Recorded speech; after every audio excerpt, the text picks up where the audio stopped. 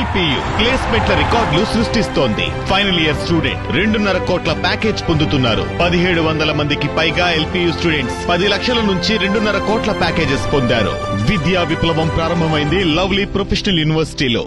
స్వార్థ ప్రయోజనాల కోసం, రాజకీయాల కోసం సినీ పరిశ్రమను ఏనాడు వాడుకోలేదని, వాడుకోవడం లేదని పదే పదే చెప్తుంటారు ఆంధ్రప్రదేశ్ డిప్యూటీ సీఎం పవన్ కళ్యాణ్. సినీ రంగం తనకు అన్నం పెట్టిందని, కళామ తల్లిపై అపారమైన గౌరవం ఉందని వేదికెక్కిన ప్రతిసారి కూడా రిపీటెడ్గా చెప్తారు. కానీ వాస్తవానికి ఇవన్నీ కూడా ఉత్తమాటలే. వీరమల్లు చూస్తే పవన్ తన రాజకీయాల కోసం సినిమాను ఎలా వాడుకుంటాడో అర్థమవుతుంది. ఈ విషయాన్ని సినిమా చూసొచ్చిన ప్రతివారు టికెట్లు చేతిలో పట్టుకుని చెప్తున్నారు. కోహినూర్ డైమండ్ అంటూ ప్రారంభమయ్యే కథ అసలు పొంతనే లేకుండా సనాతన ధర్మం వైపు ఎందుకు మళ్ళింది?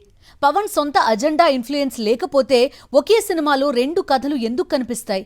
ఆంధ్రప్రదేశ్ ఉప ముఖ్యమంత్రి, జనసేన అధినేత పవన్ కళ్యాణ్ నటించిన కొత్త చిత్రం హరిహర వీరమల్లు రిలీజ్ కు ముందు ఏమాత్రం బజ్ లేకపోవడంతో పవన్ తన విధులను పక్కన పెట్టి ప్రజా సమస్యలను గాలికి వదిలేసి గత కొద్ది రోజులుగా అదే పనిగా ఈ సినిమాను ఆకాశానికి ఎత్తే పనిలో పడ్డ సంగతి తెలిసిందే. పైగా తనకు కావలసిన విధంగా, ప్రేక్షకులు ఊహించని విధంగా టికెట్ల రేట్లు పెంచుకుని ఫ్యాన్స్ కు షాక్ ఇచ్చిన సంగతి కూడా తెలిసిందే. అయితే భారీ టికెట్ల రేట్లను తట్టుకుని టికెట్ కొనుక్కుని సినిమా చూద్దామని థియేటర్స్ కు వెళ్లిన వారికి పవన్ బిగ్ షాక్ ఇచ్చాడు. హరిహర వీరమల్లు కథ నిజానికి ఔరంగజేబు సింహాసనంలో భాగమైన కోహినూర్ డైమండ్ ను దొంగిలించే ప్రయత్నంతో ప్రారంభమవుతుంది. తొలి సగం కథ అదే లైన్ లో వెళుతుంది. కానీ ఇంటర్వెల్ తర్వాతే హరిహర వీరమల్లులో నుంచి సనాతన ధర్మ రక్షకుడు బయటికి వస్తాడు. అసలు కథతో కాని, మిగతా పాత్రలతో కాని కథనంతో సంబంధం లేకుండా పాత్ర ప్రవర్తించడంతో ప్రేక్షకుల్లో అసహనం మొదలవుతుంది. చివరి వరకు అదే కొనసాగడంతో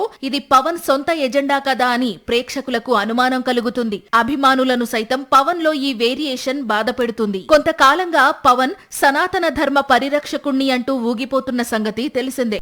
అయితే తన ఎజెండాను జనంలోకి తీసుకెళ్లేందుకు తన సినిమాను వాడుకోవడంపై విమర్శలు మొదలవుతున్నాయి. తన రాజకీయ అవసరాల కోసం సినిమాను వాడుకోవడం, తనను నమ్మిన నిర్మాతను నట్టేట ముంచడం ఎంతవరకు కరెక్ట్ అనేది ఇప్పుడు సోషల్ మీడియాలో పెద్ద ఎత్తున చర్చ మొదలైంది. పవన్ ఫక్తు రాజకీయ నాయకుడిగా మారిపోయి చివరికి తన సినిమాను కూడా అందుకోసం వాడుకోవడంపై అభిమానులు సైతం షాక్ గురవుతున్నారు. పవన్ లో ఈ చేంజ్ ఇండస్ట్రీలోనూ హాట్ టాపిక్ గా మారింది.